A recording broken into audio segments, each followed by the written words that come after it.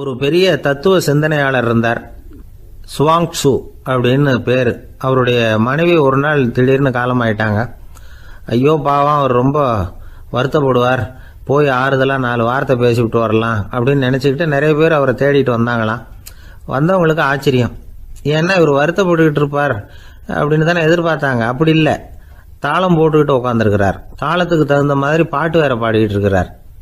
என்ன மனுஷன் அவர், கொஞ்சம் கூட கவலை இல்லாமல் இப்படி இருக்கிறாரு அப்படின்னு நினச்சாங்க. ஒருத்தர் துணிஞ்சு அவர்கிட்ட கேட்டுவிட்டார், என்னங்க இது இப்படி அப்படின்னு. அதுக்கு அவர் என்ன சொன்னார் தெரியுமா? இதை பாருங்க, என்னுடைய மனைவி பிறக்கிறதுக்கு முன்னாடி அவளுக்கு உயிரும் கிடையாது, உடலும் கிடையாது. அதுக்கு பிறகுதான் உயிர் வந்தது, உடல் வந்தது, அந்த உருவம் வந்தது. இப்போ என்ன ஆச்சு? அந்த உருவமும் உயிரும் போயிட்டுது, அவ்வளவுதானே. வந்தது போயிட்டுது.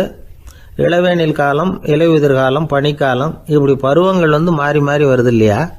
அது மாதிரி பிறப்பும் இறப்பும் மாறி மாறி வருது. இது இயற்கை. இதுக்காக அழுதா அது எப்படி அப்படின்னாராம். ஞான தெளிவு அடைஞ்சவங்களுக்கு எல்லாமே சுகம்தான். திருவள்ளுவரும் அதைத்தான் சொல்றார். உறங்குவது போலும் சாக்காடு, உறங்கி விழிப்பது போலும் பிறப்பு. தூங்குறதுக்கெல்லாம் நாம் வருத்தப்பட்டுக்கிட்ட இருக்கிறோமா? இன்னைக்கு தூங்க வேண்டியிருக்குதே, இன்னும் கொஞ்சம் நேரத்தில் நான் தூங்க வேண்டியிருக்கு அப்படின்னு சொல்லி யாராவது அழுதுகிட்டு இருப்பாங்களா? அதனால் இந்த உலக வாழ்க்கையினுடைய இயல்பை யதார்த்தத்தை நாம் தெளிவாக புரிஞ்சுக்கணும். அப்படி புரிஞ்சுக்கிட்டா நாம் கவலை இல்லாமல் வாழ முடியும். ஒரு வயசான தாத்தா பாட்டி 60 வருஷத்துக்கு முன்னாடி அவங்களுக்கு கல்யாணம் ஆச்சு. ஒன்றாவே வாழ்ந்தாங்க, ஒன்றாவே இறந்து போனாங்க. இப்போ அவங்க 2 பேரும் சொர்க்கத்துக்கு போய் சேர்ந்தாங்க. அங்கே எல்லா வசதியும் இருந்தது. ஒரு பெரிய பங்களாவே இவங்களுக்கு ஒதுக்கி கொடுத்தாங்களாம். இதுக்கு எவ்வளவு வாடகைன்னு கேட்டார் தாத்தா. வாடகையெல்லாம் கிடையாது, இலவசம் அப்படின்னார் அங்கே இருந்தவர். அந்த வீட்டுக்கு பின்னாடி ஒரு பெரிய புல்வெளி இருந்தது. இதில் விளையாட ஏதாவது கட்டணம் உண்டான்னு கேட்டிருக்கார் தாத்தா. அதெல்லாம் ஒன்றும் கிடையாது, பணம்லாம் கட்ட வேண்டியதில்லை அப்படின்னார் அவர். பக்கத்தில் ஹோட்டல் மாதிரி ஒரு பெரிய கட்டடம், உள்ள சாப்பாட்டு மேஜைகள், அது மேலே விதவிதமான பலகாரங்கள். சாப்பாட்டுக்கெல்லாம் எவ்வளவு அப்படின்னு விசாரிச்சாராம் தாத்தா. அதுதான் சொன்னேனே, இங்கே எல்லாமே இலவசம்தான். எது வேணும்னாலும் சாப்பிட்லாம், எவ்வளவு வேணும்னாலும் சாப்பிட்லாம் அப்படின்னாரா. நீங்கள் சொல்கிறீங்க அப்படி, ஆனால் நான் சர்க்கரை சேர்த்துக்கக்கூடாது, உப்பு சேர்த்துக்கக்கூடாது, பாட்டி கையால் எப்பவும் பத்திய சாப்பாடு தான் அப்படின்னாராம் தாத்தா. இதை பாருங்கள், இங்கே உங்களுக்கு அந்த கவலையும் வேண்டியதில்லை. இங்கே நீங்கள் ஸ்வீட்டு சாப்பிட்லாம், காரம் சாப்பிட்லாம், உங்களுக்கு எந்த நோயும் வராது அப்படின்னாராம் அங்கே சொர்க்கத்தில் இருந்தவர். இதை கேட்ட உடனே அந்த தாத்தா பக்கத்தில் நின்ன பாட்டியை பார்த்து கத்தினாராம், அடி பாவி, எல்லாத்தையும் கெடுத்துட்டியே, நீ எனக்கு பத்திய சாப்பாடு போடாமல் கண்டதை திங்க விட்டுருந்தா 10 வருஷத்துக்கு முன்னாடியே நான் இங்கே சேர்ந்துருப்பேனே அப்படின்னாராம். ஒருத்தன் வேகமாக ஓடி வந்தான். ஏப்பா அப்படி தலை தெறிக்க ஓடி வர்றேன்னு கேட்டேன். பின்னாடி துரத்திக்கிட்டு வருது சார் அப்படின்னா. ஏதாவது நாய் துரத்திக்கிட்டு வருது போல இருக்கு அப்படின்னு நினச்சி அவனுக்கு பின்னாடி பார்க்குறேன். கண்ணுக்கு எட்டின தூரம் வரைக்கும் எதுவுமே தெரியல. ஏன்பா எதுவும் உன்னை துரத்துறது மாதிரி தெரியலையே, என்ன நல்லா பாருங்க சார் அப்படின்னா. பார்த்துட்டு தான் சொல்கிறேன் என்ன. இதோ பாருங்க சார், இதுதான் என்னை துரத்துது அப்படின்னு அவன் காட்டுறான். அவன் சுட்டி காட்டின இடத்துல பார்த்தா அங்கே அவனுடைய நிழல் தான் தெரியுது. என்னப்பா சொல்கிற அப்படின்னு சொல்லி அவனை சந்தேகமாக பார்த்தேன். அதுக்கப்புறம் தான் அவன் விவரமாக பேசினான். சார், எனக்கு என் நிழலை கண்டா பிடிக்கிறதில்ல. எப்போ பார்த்தாலும் இது என்னையே பின்தொடர்ந்து வந்துக்கிட்டு இருக்குது. இதை என்னால் சகிக்கவே முடியல. இதை என்கிட்டேருந்து பிரிக்கிறதுக்கு எவ்வளவோ முயற்சிகள்லாம் பண்ணி பார்த்துட்டேன், முடியலன்னா. அப்படி என்னென்ன முயற்சிகள் பண்ணினேன் அப்படின்னு கேட்டேன். அவன் என்னென்ன செஞ்சாங்கிறத விவரமாக சொன்னான். அவன் என்ன பண்ணியிருக்கிறான், ஒரு பெரிய குழியை தோண்டி அதில் தன்னுடைய நிழலை புதைச்சிருவோம் அப்படின்னு முடிவு பண்ணிட்டு மண்வெட்டி எடுத்துக்கிட்டு தோட்டத்து பக்கம் போயிருக்கான். ஆழமாக ஒரு குழியை தோண்டியிருக்கான். குனிஞ்சு பார்க்குறான். அந்த குழிக்குள்ளே தன்னுடைய நிழல் தெரியுது. ஆஹா, இதுதான் சமயம், நிழல் இப்போ குழிக்குள்ளே இருக்கு, மண்ணை போட்டு மூடி விடலாம் அப்படின்னு நினச்சிக்கிட்டு கொஞ்சம் மண்ணை அள்ளி போட்டான். பார்த்தா இப்போ அந்த நிழல் அந்த மண்ணுக்கு மேலே நிற்கிது. இது ஏதுடா வம்பா போச்சு அப்படின்னு அவசரமாக மண்ணை வாரி போட்டு மூடி பார்க்குறான். குழி பூராவும் மூடி விட்டு பார்க்குறான். மறுபடியும் நிழல் மேலே உட்காந்துக்கிட்டு இருக்குது. சரி, இதை குழியில் புதைக்க முடியாது அப்படின்னு முடிவு பண்ணிட்டு இதை இங்கேயே இப்படியே விட்டுட்டு ஒரே ஓட்டமாக ஓடி போடுவோம் அப்படின்னு நினச்சி எடுத்தான் ஓட்டம். அது காலை நேரம். இவன் மேற்க நோக்கி ஓடிக்கிட்டு இருக்கிறான். ஓடி ஓடி பார்க்குறான், நிழல் இவனை விட வேகமாக இவனுக்கு முன்னாடி ஓடிக்கிட்டு இருக்கு. சரி திரும்பி ஓடி பார்ப்போம் அப்படின்னு நினச்சிக்கிட்டு அப்படியே சடார்னு திரும்பி ஓட ஆரம்பித்தான். பார்த்தான், அப்பாடா நிழலை காணலை. கொஞ்ச தூரம் ஓடி ஒரு இடத்துல நின்று அப்படியே சாவகாசமாக திரும்பி பார்க்குறான். பின்னாடி நின்றுட்டு இருக்குது நிழல். இப்படி ஓடி வந்து தான் இங்கே நம்ம முன்னாடி நின்று தன்னுடைய அவஸ்தையை சொல்லிகிட்டு இருக்கிறான். இந்த நிழலை துரத்துறது அல்லது வெட்டி விடுறது, இதுக்கு ஏதாவது வழி இருக்கா சொல்லுங்கள் சார் அப்படிங்கிறான். நமக்கு ஒன்றும் புரியல. அந்த நேரம் பார்த்து ஒரு பெரியவர் வந்தார். அவர்கிட்ட யோசனை கேட்டோம், என்ன செய்யலாம்னு. அவர் சொன்னார், இந்த பாருப்பா, நீ அங்கேயும் எங்கேயும் ஓடாத, அப்படியே கீழே படுத்துக்கொண்டார். அது நல்ல உச்சி வேலை. அவன் அப்படியே கீழே படுத்துக்கிட்டான். இப்போ அப்படி இப்படின்னு திரும்பி பார்க்குறான், நிழலை காணலை.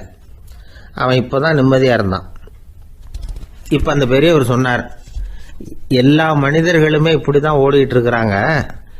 நான் எனது அப்படிங்கிற ஆணவம் தான் அவங்கள துரத்திக்கிட்டு இருக்கு. அதை விட்டுட்டு ஓடணும்னு நினைச்சாலும் அது முன்னாடி வந்து நிற்கிது. பரம்பொருளை நோக்கி ஓடுறப்போ இந்த ஆணவம் பின்னாடி வந்துவிடுது. பரிபூர்ண சரணாகதிங்கிற நிலையில அது முழுசுமாக மறைஞ்சுடுது. தன்னை உணர்கிற வேலை அது. அந்த நேரம் மனிதனுக்கு விடுதலை உணர்வு ஏற்படுகிற நேரம் அது. அப்படிப்பட்ட சுதந்திர மனிதர்களாக எல்லாரும் மாறி போயிட்டாங்கன்னா இந்த உலகமே இன்பமயம் அப்படின்னு ஒரு விளக்கம் கொடுத்தார் பெரியவர். நம்மால் ஒருத்தர் வேகமாக ஓடி வந்துக்கிட்டு இருந்தான். ஏன்டா இப்படி ஓடி வர்ற அப்படின்னு கேட்டார் எதிரில் வந்தவர். ஆசை துரத்துது, அதுதான் ஓடி வர்றேன்னா. உனக்கு என்ன ஆசைன்னு கேட்டார். எனக்கு ஒன்றும் ஆசை இல்லைங்க, என்னை எப்படியாவது பிடிச்சுடணும்னு போலீஸ்காரங்களுக்கு ஆசை. அந்த ஆசை இப்போ என்னை துரத்தி பின்னாடி வந்துக்கிட்டு இருக்குது. அதுதான் தப்பிச்சு வந்துக்கிட்டு இருக்கிறேன். குறுக்க நிற்காதீங்க சார், வழியை விடுங்க அப்படின்னு சொல்லிவிட்டு வேகமாக ஓடி மறைஞ்சான். ஒரு மனுஷனுக்கு 3 விதத்தில் கர்வம் உண்டாகிறதுக்கு வாய்ப்பு உண்டு. பணம், பதவி, புகழ். பணம் அதிகமாக வந்தால் கர்வம் வரலாம். பதவி பெருசாக வந்துட்டுதுன்னா கர்வம் வரலாம். புகழ் அதிகமாக போனாலும் கர்வம் வரலாம். இந்த 3 வகையான கர்வத்துக்கும் இடம் கொடுக்காம இருக்கிறாங்க பாருங்க, அவங்க தான் சிறந்த மனிதர்கள். ஒரு பெரிய பொறுப்பில் இருக்கிறவங்களுக்கு கர்வம் வந்துடக்கூடாது. அப்படி வந்துட்டுதுன்னா அது எல்லாருக்கும் இடைஞ்சல். ஒரு ராஜா இருந்தார். அவர் ஒரு நாள் தன்னுடைய தலைநகரத்தை சுற்றி வந்துக்கிட்டு இருந்தார். ஒரு இடத்துல ஒரு அழகான நிலத்தை பார்த்தார். ஆஹா, இந்த இடத்துல நமக்குன்னு ஒரு மாளிகையை கட்டினா எவ்வளோ நல்லா இருக்கும் அப்படின்னு நினச்சார். ராஜா நினச்சா அது முடியாத காரியமா? சரி, இந்த நிலம் யாருக்கு சொந்தம்னு விசாரிங்க அப்படின்னார் பக்கத்தில் இருந்தவங்கக்கிட்ட. அவங்கெல்லாம் ஓடி போய் விசாரித்தாங்க. அந்த இடம் ஒரு வயசான கிழவிக்கு சொந்தம், வயசான அம்மாவுக்கு சொந்தமாக. அந்த அம்மா தான் அதில் ஒரு குடிசையை போட்டு குடியிருந்துகிட்டு இருக்கிறாங்க. சரி, அந்த நிலத்துக்கு ஒரு விலையை நிர்ணயம் பண்ணி அதை அந்த வயசான அம்மா கிட்ட கொடுத்துருங்கோ அப்படின்னு உத்தரவு போட்டார் ராஜா. ஆனால் அந்த அம்மா, இது எங்கள் பூர்வீக இடம், இதை விற்க மாட்டேன் அப்படின்னு சொல்லிவிட்டுது. சரி, 2 பங்கு விலை கொடுக்குறோம்னு சொல்லி பாருங்க அப்படின்னாங்க. அப்படியே சொன்னாங்க அரண்மனை ஆட்கள். அதுக்கும் சம்மதிக்கலை அந்த அம்மா. இதை கேள்விப்பட்டதும் ராஜாவுக்கு கோபம் வந்துட்டுது. தன்னுடைய ஆளுங்களை கூப்பிட்டார். போய் அந்த குடிசையை பிரித்து எறிங்க, காசெல்லாம் ஒன்றும் கொடுக்காதீங்க அப்படின்னு கத்தினார். அவ்வளோதான். அடுத்த நிமிஷம் அரண்மனை ஆசாமிகள் போனாங்க, குடிசையை பிரித்து எரிஞ்சாங்க. அந்த வயசான அம்மா இருக்கு, அதுவும் அந்த இடத்த விட்டு துரத்தி விட்டாங்க. அந்த இடத்துல ஒரு அரச மாளிகையை கட்டி முடிச்சிட்டாங்க. அந்த வயசான அம்மா பாவம், ராஜாவே இப்படி பண்ணால் யாருக்கிட்ட போய் முறையிட முடியும்? ஒரு ஞானி இருந்தார், அவர்கிட்ட போய் சொன்னாங்க. அவர் இவங்க சொன்னதை கேட்டு மனசில் வச்சுக்கிட்டார். ஒரு நாள் அந்த ராஜாவே இந்த ஞானியை கூப்பிட்டார். புதுசாக ஒரு மாளிகை கட்டியிருக்கிறேன், வந்து பாருங்கன்னு. சரின்னு சொல்லி இந்த பெரியவர் ஒரு நாள் இந்த மாளிகைக்கு போனார். சும்மா போகல, ஒரு கழுதையையும் ஓட்டிகிட்டு போனார். கொஞ்சம் சாக்குகள், வெத்து சாக்கு, அதையும் எடுத்து கழுதை முதுகில் போட்டு கழுதையை ஓட்டிகிட்டு போகிறார். ராஜா பார்த்தார். அவருக்கு இது ஆச்சரியமாக இருந்தது. என்ன இது, மாளிகைக்கு வந்துட்டு போங்கன்னு கூப்பிட்டா கழுதை, சாக்கு இதெல்லாம் கொண்டு வராரு, ஒன்றும் புரியலையேன்னு நினச்சார். எதுக்காக இதெல்லாம்னு கேட்டார். அரசருடைய தோட்டத்திலேருந்து கொஞ்சம் மண் எடுத்துகிட்டு போகிறதுக்கு ஆசைப்படுறேன், அதுக்கு நீங்கள் அனுமதி கொடுக்கணும் அப்படின்னாரு இவர். இது என்ன வேடிக்கையான கோரிக்கையாக இருக்குது அப்படின்னு நினச்சார் ராஜா. இருந்தாலும் மண் தானே கேட்குறாரு, எடுத்துகிட்டு போகட்டுமே அப்படின்னு நினச்சார். சரின்னு அனுமதி கொடுத்தார். அந்த பெரியவர் தோட்டத்துக்கு போனார், மண்ணை வெட்டினார், சாக்கில் போட்டு நிரப்புனார். ராஜாவை கொஞ்சம் கிட்ட வாங்கன்னு கூப்பிட்டார். இந்த மண் மூட்டையை தூக்கி கழுதையோட முதுகில் வைக்கணும், கொஞ்சம் உதவி பண்ணுங்கன்னார். ஓ, பண்ணுறேனே அப்படின்னு சொல்லி ராஜா கிட்ட போனார். மூட்டையை தூக்கி பார்க்குறாரு, முடியல, திணறி போயிட்டார். இப்போ அந்த ஞானி பேசினாராம். அரசே, இந்த ஒரு சாக்கு மண்ணையே உங்களால் தூக்க முடியல. அந்த கிழவிகிட்ட இருந்து அந்த அக்கிரமமாக அபகரித்த இந்த தோட்டம் பூராவையும் சுமக்கணும்னு ஆசைப்படுறீங்களே, அது உங்களால் முடியுமா அப்படின்னு கேட்டாராம். ராஜா யோசனை பண்ண ஆரம்பித்தார். தன்னுடைய செயலுக்காக வருத்தப்பட்டாராம். அந்த வயசான அம்மாவை உடனடியாக வரவழைச்சார். தாயே, தப்பு பண்ணிட்டேன், என்னை மன்னிச்சுக்குங்க. இன்னையிலேருந்து இந்த மாளிகையும் தோட்டமும் உங்களுக்கு தான் சொந்தம் அப்படின்னு சொல்லிவிட்டாராம். போகிறப்ப இந்த உலகத்திலேருந்து எண்ணத்தை எடுத்துகிட்டு போக போகிறோம், அதனால் ரொம்பவும் அலட்டிக்க வேண்டியதில்லை, கர்வப்பட வேண்டியதில்லை அப்படிங்கிறது ஒரு பெரிய உபதேசம். ஒரு பெரிய மனுஷன் சாக கிடந்தார். ரொம்பவும் அழுதார். ஏன் அழறீங்க அப்படின்னு கேட்டாங்க சுற்றி இருந்தவங்க.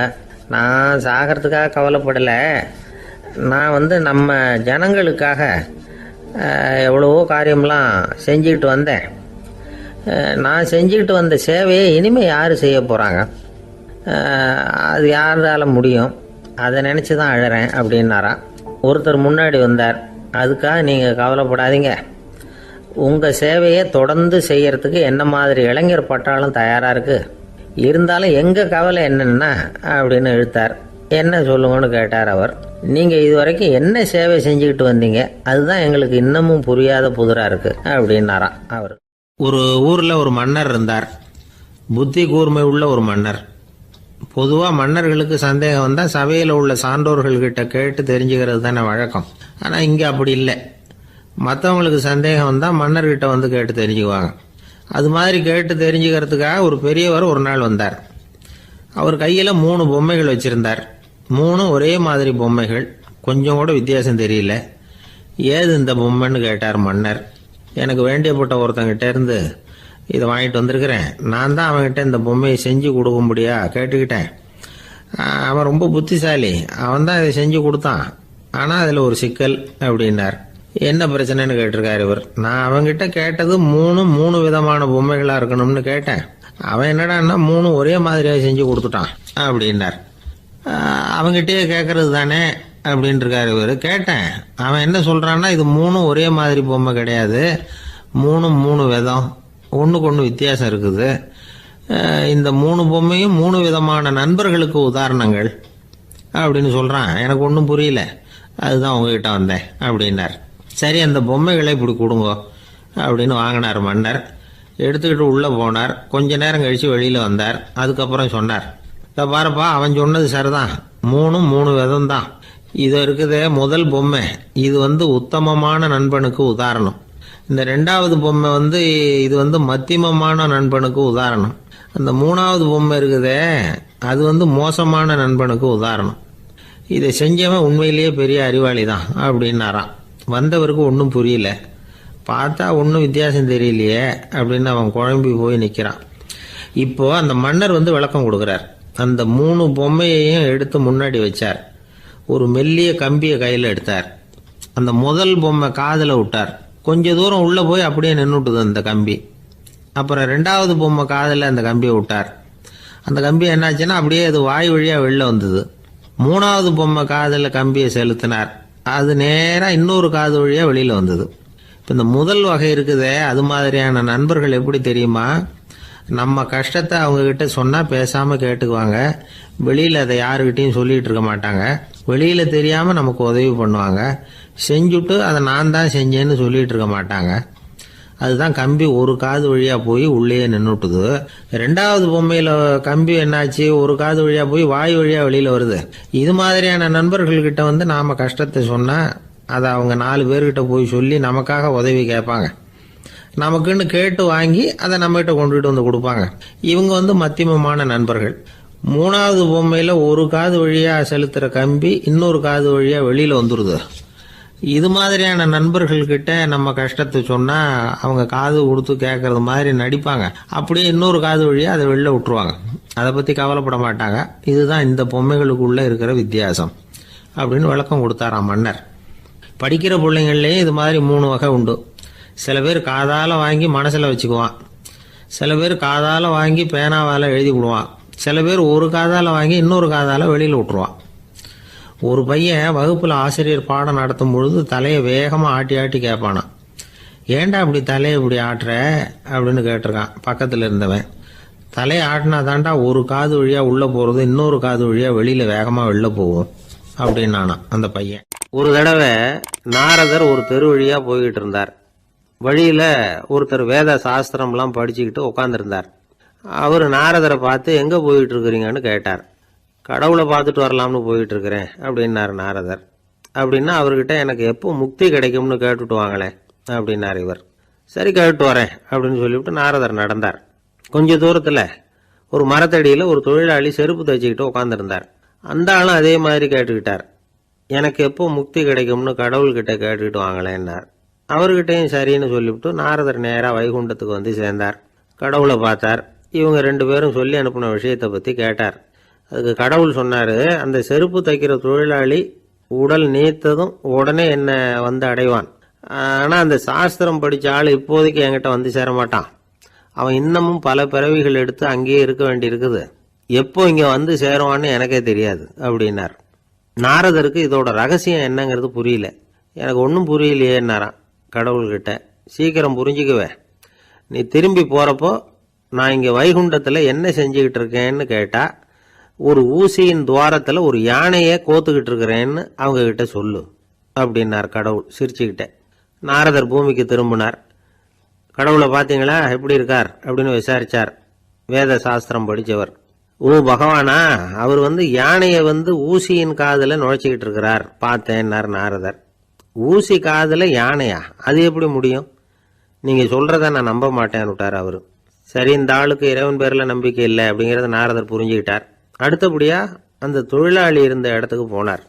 இறைவனை பார்த்தீங்களான்னு கேட்டார் அவர். பார்த்தேன், ஒரு ஊசி துவாரத்தில் யானையை கோத்துக்கிட்டு இருந்தார் அப்படின்னு சொல்லிவிட்டு நாரதர் அந்த ஆள் முகத்தை கவனிச்சார். அந்த தொழிலாளி இதை கேட்டுட்டு கொஞ்சம் கூட ஆச்சரியப்படலை. அவரால் முடியாத காரியம் கூட உண்டானார். என்ன இப்படி சொல்ற, ஊசியின் துவாரத்தில் யானையை கோக்க முடியும்னு நீ நம்புறியா அப்படின்னு கேட்டார் நாரதர். நிச்சயமா நம்புறேன்னார் அவர். அது எப்படி அப்படின்னு கேட்டார் இவர். இதோ பாருங்க, நான் இந்த ஆலமரத்தடியில தான் தினமும் உட்காந்துருக்கிறேன். தினமும் இந்த மரத்திலிருந்து எவ்வளவோ பழம் கீழே விழுது. இந்த பழத்தில் இருக்கிற ஒவ்வொரு விதையிலேயும் உள்ள ஒரு ஆலமரம் இருக்குது. ஒரு சின்ன விதைக்குள்ள ஒரு பெரிய ஆலமரம் இருக்க முடியுங்கிறப்ப ஊசி துவாரத்துல கடவுள் யானையை நுழைய வச்சாருங்கிறத ஒத்துக்கிறதுல என்ன கஷ்டம் இருக்கு அப்படின்னு ரொம்ப சர்வசாதாரணமா பதில் சொன்னாராம் அந்த தொழிலாளி. நாரதர் யோசனை பண்ணார். இந்த தொழிலாளி வேத சாஸ்திரங்களை எல்லாம் படிக்கலைன்னா கூட அறிவுபூர்வமா சிந்திச்சு இறைவனை நம்புறான். அதனாலதான் கடவுள் இந்த ஆளுக்கு சீக்கிரம் முக்தி கிடைக்கும்னு சொன்னார் அப்படிங்கிறத புரிஞ்சுக்கிட்டாராம். இந்த கதையில வர்ற கடவுள், நாரதர், வைகுண்டம் இதெல்லாம் ஒரு பக்கம் இருக்கட்டும், ஒரு சின்ன விதைக்குள்ள ஒரு பெரிய ஆலமரம் தூங்கிக்கிட்டு இருக்கு அப்படிங்கிற உண்மை, அந்தரத்தில் 1000 கிரகங்கள் சுத்திக்கிட்டு இருக்குங்கிற உண்மை, இதெல்லாம் நாம பார்த்துக்கிட்டு தானே இருக்கிறோம். இந்த உண்மைகள் அதிசயமா நமக்கு தெரியறதுனால அதை நம்பாம இருந்துட முடியாது. இயற்கையை பரிபூர்ணமாக நம்புங்கள், அந்த நம்பிக்கையே நம்ம வாழ்க்கைக்கு ஆதாரம் அப்படிங்கிறத விளக்கறதுக்காக தான் இந்த கதை. இந்த காலத்துல நம்ம பிள்ளைங்களுக்கெல்லாம் இது மாதிரி நம்பிக்கை அதிகமாகவே இருக்குது. ஒரு நாள் ஒரு சின்ன பையன் கிட்ட கேட்டேன், ஏன்பா கடவுள் ஒரு பானைக்குள்ள ஒரு யானையை நுழைய வச்சுட்டாருன்னு சொன்னா அதை நீ நம்புவியா அப்படின்னு கேட்டோம். நம்புவேன் சார், அது ஒன்றும் பெரிய அதிசயம் இல்லைன்னா. எப்படிறான்னு கேட்டோம். எப்படின்னா அந்த பானை அந்த யானையை விட பெருசா இருந்திருக்கும், அவ்வளவுதான் அப்படின்னு சொல்றான். ஒரு வயசான அம்மா தெரு வழியா போயிட்டு இருந்தாங்க. அவங்க கையில எண்ணத்தையோ வச்சுக்கிட்டு அதை அடிக்கடி பார்த்துக்கிட்டே இருந்தாங்க. ஒருத்தன் மெதுவாக அவங்க கிட்ட போய் கையில் இருக்கிறது என்ன அப்படின்னு எட்டி பார்த்தான். பார்த்தா அவங்க கையில் 4 பல்லு இருந்துதான். இவன் ஆச்சரியமா அந்த அம்மாவை பார்த்தான். ஏம்மா உனக்கு என்ன பைத்தியமா, ஏது இந்த பல்லு, இதை என்னத்துக்காக கையில் வச்சுக்கிட்டு அலைஞ்சிக்கிட்டு இருக்கிற அப்படின்னு கேட்டிருக்கான். அதுக்கு அந்த அம்மா விவரம் சொல்ல ஆரம்பிச்சாங்களாம். இதை பாருப்பா, எனக்கு ஒரு மகன் இருந்தான், அவனை ரொம்ப செல்லமாக வளர்த்தேன். அவனை தரையிலேயே நடக்க விடுறதில்ல, எப்பவும் தூக்கி வச்சுக்கிட்டு இருப்பேன். அவன் நல்லா பெரியவனாகி பள்ளிக்கூடம் போகிறப்ப கூட அவன் புஸ்தக மூட்டையை நான் தான் சுமந்துக்கிட்டு போவேன். பார்க்குறவங்க கூட கேலி பண்ணுவாங்க, ஏம்மா படிக்க போகிறது நீயா உன் பிள்ளையான்னு கேட்பாங்க. அவன் இன்னைக்கு எவ்வளவோ பெரிய மனுஷன் ஆயிட்டான், வெளிநாட்டில் பெரிய உத்தியோகத்தில் இருக்கான். சமீபத்தில் இங்கே வந்துட்டு போனான். ஒரு நாள் ஏதோ கோபத்தில் என்ன அரைஞ்சுட்டான். அப்போ இந்த 4 பல்லும் கீழே விழுந்துட்டுது. இன்னமும் கூட விழுந்திருக்கும், ஆனால் பல்லு தான் இல்லை. என் புள்ள அரைஞ்சதுனால விழுந்த பல்லு இல்லையா அது, அதனால இதை எப்பவும் என் கையிலேயே வச்சுக்கிட்டு ஆசையோட பார்த்துக்கிட்டு இருக்கிறேன். அவன் தான் வெளிநாட்டுக்கு போட்டான், அவனை பார்க்க முடியாத ஏக்கத்தை நான் இந்த பல்லை பார்த்து போக்கிக்கிறேன் அப்படின்னு நாங்களாம் அந்த அம்மா. இந்த கதை எதுக்காகன்னா தாய் அன்பு அப்படிங்கிறது எப்படிப்பட்டதுங்கிறத புரிஞ்சுக்கிறதுக்காக. கல்யாணம் ஆனதுக்கு அப்புறம் தாயை மறந்து விடுறவங்க எத்தனை பேர் இந்த உலகத்தில்? அவங்க காதில் வேணுங்கிறதுக்காக தான் இந்த தகவல். ஆனால் ஒரு விஷயம் மட்டும் நல்லா புரிஞ்சுக்கணும், தாயை மதிக்க தெரிஞ்சவங்க தான் இன்றைக்கி வாழ்க்கையில் எல்லா விதத்துலேயும் முன்னுக்கு வந்திருக்கிறாங்க. வேணும்னா விசாரித்து பார்த்துக்குங்க. இன்னொரு அம்மா இருந்தாங்க. அவங்க தினமும் ஒரு கோயிலுக்கு வருவாங்க. சாமியை பார்த்து, கடவுளே நான் இறந்து போனால் நரகத்துக்கு போகணும் அப்படின்னு வேண்டிக்குவாங்களாம். எல்லாரும் சொர்க்கத்துக்கு போகணும்னு தானே கடவுள்கிட்ட வேண்டிக்குவாங்க. இந்த அம்மா தினம் நான் நரகத்துக்கு போகணும் அப்படின்னு வேண்டிக்கிறாங்க. அங்கேருந்து அர்ச்சகருக்கு இது சந்தேகம். ஒரு நாள் அதை நேரடியாகவே அவங்கக்கிட்ட கேட்டுவிட்டார். அதுக்கு அந்த அம்மா பதில் சொன்னாங்களாம், ஐயா, எனக்கு கல்யாணம் ஆகி ரொம்ப நாள் வரைக்கும் குழந்தை பாக்கியம் இல்லாமல் இருந்தது. கோயில் குளம் எல்லாம் சுற்றி வந்தேன். ரொம்ப நாள் கழித்து ஒரு குழந்தை பிறந்தது, ஆண் குழந்தை. அவனை நான் ரொம்ப செல்லம் கொடுத்து வளர்த்தேன். அதோட விளைவு என்ன ஆச்சுன்னா, அவன் ரொம்ப மோசமாக ஆயிட்டான். கெட்ட பழக்க வழக்கம்லாம் கற்றுக்கிட்டான். அவன் இறந்து போனால் நிச்சயம் அவனுக்கு நரகம்தான் கிடைக்கும். அந்த அளவுக்கு கெட்டவன் அவன். அப்படிப்பட்ட காரியங்கள்லாம் பண்ணிகிட்ருக்கான், எனக்கு தெரியும். இவனுக்காக நரகத்தில் கூட யாரும் தயவு காட்ட மாட்டாங்க, தாட்சண்யம் காட்ட மாட்டாங்க. அதனால் இவனுக்கு முந்தி நான் இறந்து நரகத்துக்கு போயிட்டா அங்கே இவனை கவனிச்சிக்கலாமே, இவனுக்கு பணிவிடை செய்யலாமேன்னு பார்க்குறேன் அப்படின்னு நாங்களாம். அதனால தான் நான் நரகத்துக்கு போகணும்னு தினம் ஆண்டவனை வேண்டிகிட்டு இருக்கிறேன் அப்படின்னு கண்கலங்கி அந்த அம்மா சொன்னாங்களாம். அதுதான் தாய் உள்ளம்ங்கிறது. தாயின் பெருமையை சரியாக உணர்ந்துட்டா அவங்களுக்கு எப்பவும் எந்த கஷ்டமும் வராது. இது ஏதோ உபதேசத்துக்காக சொல்கிற வார்த்தை இல்லை, உண்மையான வார்த்தை. இந்த விவரத்தையெல்லாம் நண்பர் ஒருத்தர்கிட்ட சொல்லிகிட்டு இருந்தேன். அவர் கொஞ்ச நாள் கழித்து என்னை தேடி வந்தார். அவர் கையிலேயே 4 பல்லு வச்சுருந்தார். என்னங்க ஆச்சு, ஏதுங்க இந்த பல்லு அப்படின்னு விசாரித்தோம். உங்கள் உபதேசத்தை கேட்டுட்டு இந்த உலகத்தில் எல்லாரையும் தாயாக நினைக்க ஆரம்பிச்சிட்டேன். ஒரு அம்மாவை கடத்தரில் பார்த்து தாயேன்னு கூப்பிட்டேன். அவங்க உடனே பலார்னு என்னை அரைஞ்சிட்டாங்க. பல்லு விழுந்துட்டுது. அதை தான் பொறுக்கி எடுத்துக்கிட்டு நேராக உங்களை தேடி வந்துக்கிட்டு இருக்கிறேன்னார். தாயேன்னு தானே கூப்பிட்டீங்க, அதுக்கு ஏன் அரைஞ்சாங்க அப்படின்னு கேட்டோம். நான் தாயேன்னு கூப்பிட்டது அவங்க காதில் நாயேன்னு விழுந்துட்டு தான், அதுதான் இப்படி ஆயிட்டுது அப்படின்னார். இந்த உலகத்தில் 7 வகையான மனிதர்கள் இருக்கிறாங்களாம். டாக்டர் எட்வர்டு பாஷ் அப்படிங்கிறவர் சொல்றார். மனிதர்களோட மனோநிலை அடிப்படையில் அவங்கள 7 வகையா பிரிக்கலாம்ங்கிறார் அவர். அது எப்படி தெரியுமா? முதல் வகை பயந்த குணம் உள்ளவர்கள். சார் ரொம்ப பயந்த சுபாவம், வீட்டில் கூட வாயை திறக்க மாட்டார், சாப்பிட போறப்ப மட்டும்தான் கொஞ்சம் வாயை திறப்பார் அப்படிங்கிறோம்ல, அவங்கெல்லாம் இந்த ரகம். 2வது வகை எப்படின்னா சஞ்சலப்படுகிறவர்கள். எதுக்கு எடுத்தாலும் கலக்கம், குழப்பம், இப்படியே காலம் தள்ளுறவங்க பல பேர் பார்த்துருப்பீங்க. அவங்கெல்லாம் இந்த ரகம். 3வது வகை எப்படின்னா யதார்த்த உலகை மறந்து கற்பனை உலகத்திலேயே மிதக்கிறவங்க. இளைஞர்கள், கவிஞர்கள், இப்படி பல பேர் இருக்கிறாங்க. எப்ப பார்த்தாலும் கற்பனை உலகத்திலேயே மிதந்துகிட்டு இருப்பாங்க. கிட்டத்துல போய் என்னங்க ஒரு மாதிரியா இருக்கிறீங்களே அப்படின்னு கேட்டு பாருங்க, ஒரு அற்ப புழுவை பார்க்கறது மாதிரி உங்களை பார்ப்பாங்க. அதுவும் இந்த வானத்து நிலா என்னை வாவென்று அழைக்கிறது, எனக்கு விரைவில் ஒரு நாள் சிறகுகள் முளைக்கும், சிறகடித்து பறந்து செல்லுவேன், என் செல்ல நிலாவை கொஞ்சி விட்டு திரும்பி வருவேன், அப்படி இப்படின்னு பேச ஆரம்பிச்சிருவாங்க. கொஞ்சிறது அப்புறம் இருக்கட்டும்ப்பா, இப்ப கஞ்சிக்கு வழிய பாருடா அப்படின்னா அதை காதல வாங்க மாட்டான். 4வது வகை மனிதர்கள் எப்படின்னா தனிமை உணர்வு மிக்கவர்கள். இவங்கெல்லாம் மற்றவங்களோட சகஜமா நெருங்கி பழகிறது இல்லை, தான் உண்டு தன்னுடைய வேலை உண்டுன்னு போறவங்க. அடுத்த வீட்டுல இருக்கிறது யாருன்னு கேட்டா கூட அடுத்த வீடுன்னு ஒண்ணு இருக்கா அப்படின்னு கேட்பாங்க. அவங்க கிட்ட மேற்கொண்டு என்னத்தை பேசுறது. 5வது வகை மனிதர்கள் எப்படின்னா மற்றவர்கள் செல்வாக்குக்கு உட்பட மறுப்பவர்கள். அடுத்தவங்க செல்வாக்குக்கு இவங்க ஆட்படுறது இல்லை. நான் யார் தெரியுமா அப்படின்னு கேட்டா அதை தெரிஞ்சுக்கிட்டு எனக்கு என்ன ஆக போகுது அப்படிம்பாங்க. 6வது வகை எப்படின்னா எப்பவும் எதுலயும் பற்று இல்லாம இருக்கிறவங்க. இது ஒரு துறவு மனப்பான்மை. இயல்பாவே சில பேர் இப்படி இருக்கிறது உண்டு, அவங்களுக்கு எதுலயுமே ஒரு ஈடுபாடு இருக்காது. 7வது வகை மனிதர்கள் மற்றவங்க கவலையை தன்னுடையதான் ஆக்கிக்கிட்டு கவலைப்படுறவங்க. இவங்க மகாத்மாக்கள். தான் வேற அடுத்தவங்க வேறன்னு நினைக்கிறது இல்லை. இவங்க அப்படிப்பட்ட எண்ணம் இவங்களுக்கு வர்றதில்லை. அதனால அடுத்தவங்களுக்கு ஒரு கஷ்டம் வந்தா அதை தன்னுடைய கஷ்டமாக எடுத்துக்கிட்டு கவலைப்படுறவங்க இவங்க. ஆக கூடி இப்படி 7 வகையான மனிதர்களை அடையாளம் காட்டுறார் அந்த நிபுணர். நாம இதுல எந்த அகத்துல வர்றோங்கிறத நாம தான் அடையாளம் கண்டுபிடிச்சுக்கணும். எனக்கு தெரிஞ்ச ஒரு மனிதர் உண்டு. அவர் ஒரு வித்தியாசமான டைப்பு. எதையும் பிராக்டிக்கலா யோசிக்கிறவர். எப்பவும் அடுத்தவங்களுக்கு ஒன்றும் பண்ண மாட்டாரு. ஆனா நினைக்கிறது என்னன்னா அடுத்தவங்களும் நல்லா இருக்கணும், நாமளும் சந்தோஷமா இருக்கணும் அப்படின்னு ஆசைப்படுறவர். அவருக்கு ஒரு சமயம் திடீர்னு உடம்பு சுகம் இல்லாம போட்டுது. டாக்டர் கிட்டத்துல போனார், பணம் கொடுத்தார், வைத்தியம் பார்த்தார். அவரு எழுதி கொடுத்த மருந்து சீட்டை வாங்கிட்டார். மருந்து கடைக்கு போனாரு, பணம் கொடுத்தாரு, மருந்து வாங்கினார். அதை எடுத்துட்டு வீட்டுக்கு வந்தார். அதுக்கப்புறம் அந்த மருந்தை சாப்பிடணும்ல, சாப்பிடல, அப்படியே சும்மா வச்சுட்டார். அவரை பார்த்து கேட்டோம், ஏன் சார் இப்படி பண்றீங்க, வீண் செலவு தானே இது, நீங்க எதுக்காக டாக்டர் கிட்ட போய் பணம் செலவு பண்ணீங்க அப்படின்னு கேட்டாங்க. அது சொல்றாரு, டாக்டர் வாழணும் இல்லையா அதுக்காக. சரி, அதுக்கப்புறம் என்னத்துக்கு மருந்து வாங்கினீங்க அப்படின்னு கேட்டா, மருந்து கடைக்காரர் வாழணும் இல்லையா அதுக்காக அப்படின்னார். சரி, அப்புறம் ஏன் வாங்கின மருந்து சாப்பிடாம வச்சிருக்கிறீங்க அப்படின்னா, நான் வாழணும் இல்லையா அதுக்காக அப்படின்னாராம் அந்த ஆள். மகாபாரத யுத்தம் முடிஞ்சது. தர்மர் சக்கரவர்த்தி ஆனார். பீஷ்மர் யுத்த பூமியில அம்பு படுக்கையில படுத்து கிடக்கிறார், உயிரை விட போறார். சூரியன் வட திசை அடையிற உத்தராயண புண்ணிய காலத்தை எதிர்பார்த்து காத்துக்கிட்டு இருக்கிறார். அந்த சமயத்துல தர்மர் கண்ணங்கிட்ட அனுமதி வாங்கிட்டு பீஷ்மரை பாக்கிறதுக்காக குருக்ஷேத்திரத்துக்கு வர்றார். தம்பிமார்கள், திரௌபதி எல்லாரும் கூட வர்றாங்க. பீஷ்மரை பார்த்து எல்லாரும் வணங்குறாங்க. யுதிஷ்டர் பீஷ்மர்கிட்ட வர்ணம், ஆசிரமம், மக்கள் கடமை, அரசருடைய கடமை, இது மாதிரி விஷயங்களை பத்தி நிறைய கேள்விகள்லாம் கேட்கிறார்.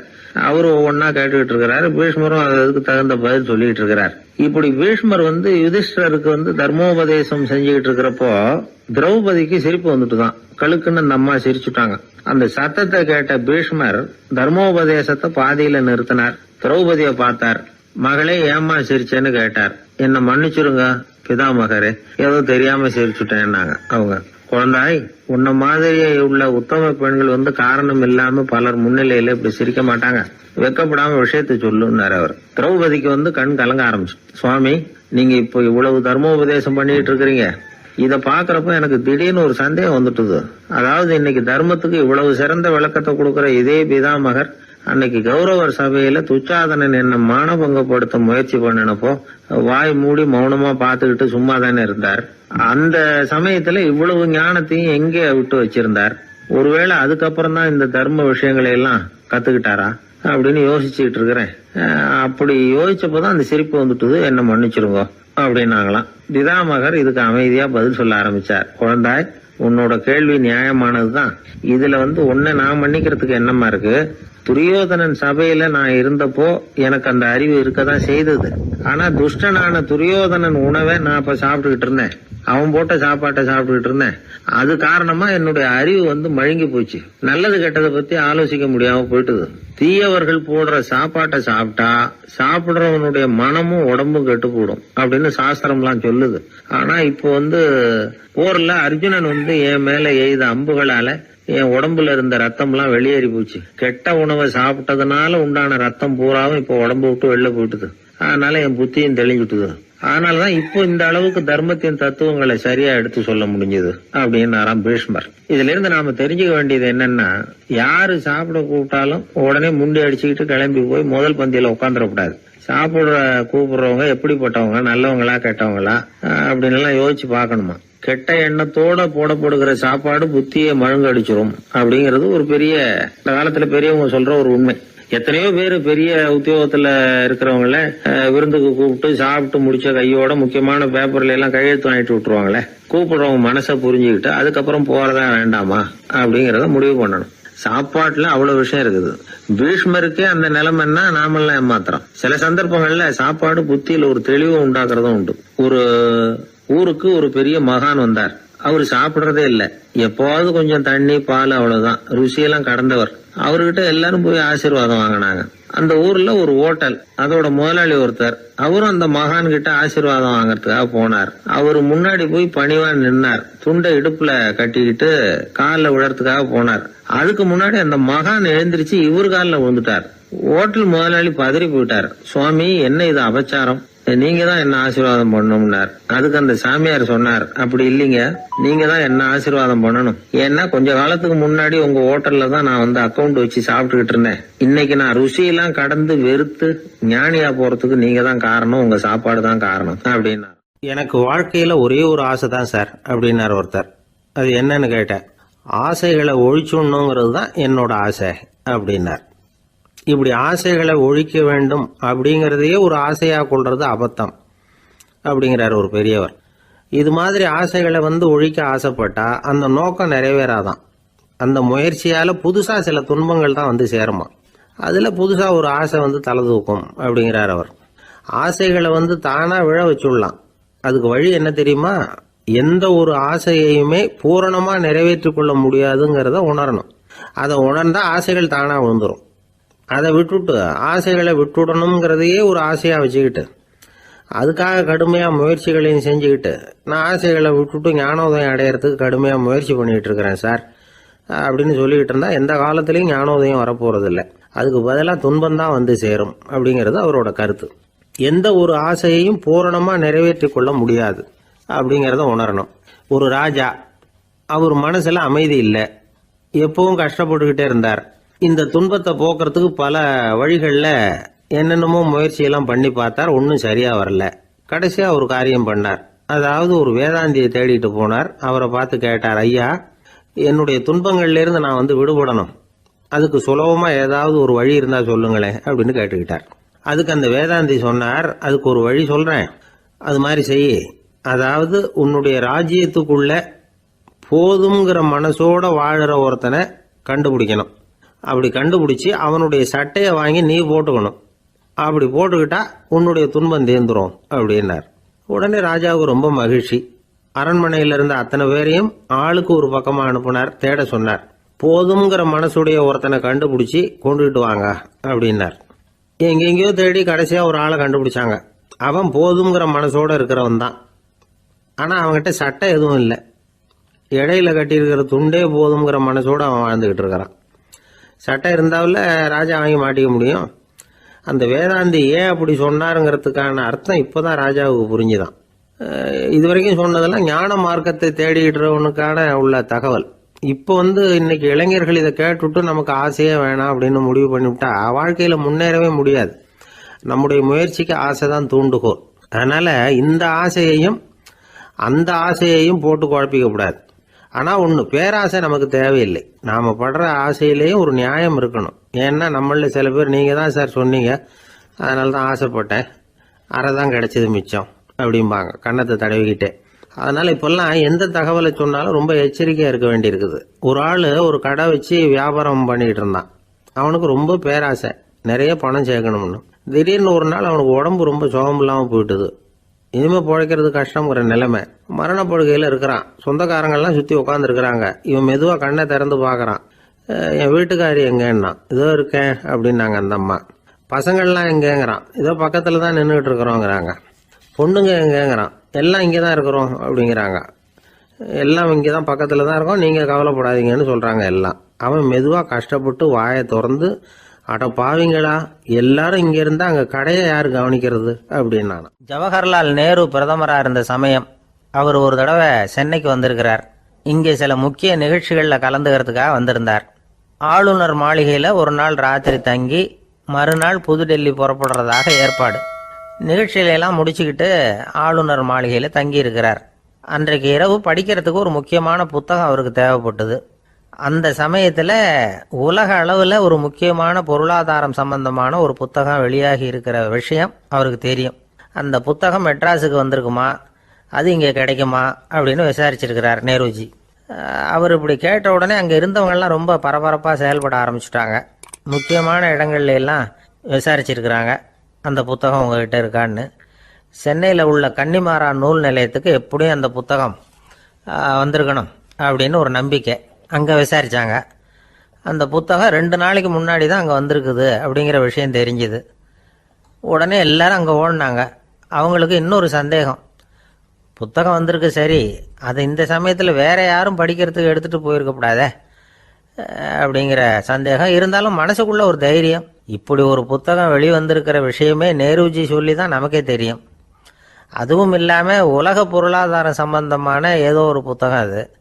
அதை போய் இந்த நேரத்தில் அவ்வளவு ஆர்வமாக யார் எடுத்துகிட்டு போயிட போகிறாங்க அப்படிங்கிற தைரியம். இந்த தைரியத்தோடு அந்த நூல் நிலையத்துக்கு ஓடினாங்க. புத்தகத்தை தேடினா அது கிடைக்கல, யாரோ எடுத்துகிட்டு போயிருக்கிறாங்க. நேருவுக்கு மட்டுமே தெரிஞ்சிருந்த அந்த புத்தகம் பற்றின விஷயம் சென்னையில் வேற ஒருத்தருக்கும் தெரிஞ்சிருக்குது. உடனே எல்லாரும் பரபரப்பாக அந்த அதுக்குன்னு இருக்கிற ரிஜிஸ்டர் இருக்குல்ல, பதிவேடு, அதை புரட்டி பார்க்குறாங்க யார் எடுத்துகிட்டு போகிறாங்கன்னு தெரிஞ்சுக்கிறதுக்காக. எடுத்துகிட்டு போனவங்க அதில் கையெழுத்து போட்டிருப்பாங்கல்ல, அதை பார்த்து யாருன்னு தெரிஞ்சுக்கலாம் அப்படிங்கிறதுக்காக தான் அதை புரட்டுறாங்க. அதோ அந்த புத்தகத்தோட பேர், பக்கத்தில் அதை எடுத்துக்கிட்டு போனவங்க கையெழுத்து. உத்து பார்க்குறாங்க எல்லாரும். அதில் போட்டிருக்குது பேர், CN அண்ணாதுரை அப்படின்னு எழுதியிருந்தது. அவர் தான் பேரறிஞர் அண்ணா. நேரு படிக்க விரும்பின ஒரு புத்தகத்தை அதே நேரம் படிக்க விரும்பின இன்னொரு தலைவர் இவர். படிக்கிறதுல அவருக்கு இருந்த ஆர்வத்தை நாம் தெரிஞ்சுக்கணும்னா அதுக்கு எவ்வளவோ சம்பவங்கள் இருக்குது. கடைசி காலத்தில் அவர் அடையாறு மருத்துவமனையில் படுத்திருக்கிறார். அவருக்கு ஒரு முக்கியமான அறுவை சிகிச்சை செய்ய வேண்டியிருக்குது அவசரமாக. அமெரிக்காவிலேருந்து டாக்டர் மில்லர் வந்திருக்கிறார். அவர்கிட்ட கேட்குறார், டாக்டர் நாளைக்கே அறுவை சிகிச்சை செய்ய போகிறீங்களா அப்படின்னு. ஆமாங்கிறார் டாக்டர் மில்லர். நாளைக்கு மறுநாள் செஞ்சுக்கிறேனே அப்படின்னாரான் அண்ணா.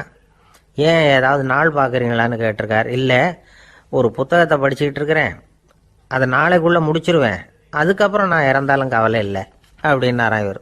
அவர் தான் அறிஞர் அண்ணா.